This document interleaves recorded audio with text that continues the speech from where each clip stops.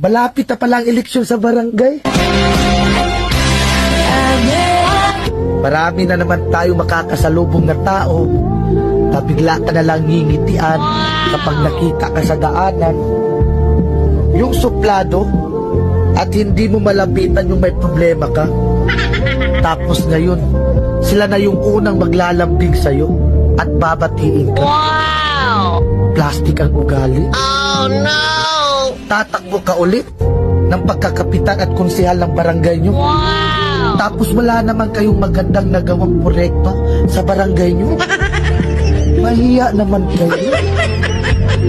Tapos magtatanong kayo kung ilang buntante sa isang bahay.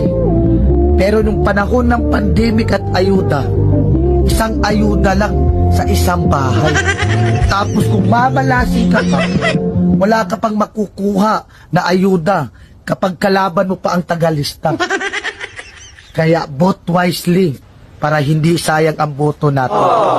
Tandaan nyo, sa ating boto, nakasalalay ang panalo ng isang kandidato. Wow! Kung may magtatangka sa'yo magbigay ng pera, sabihin mo, minimum 1,000.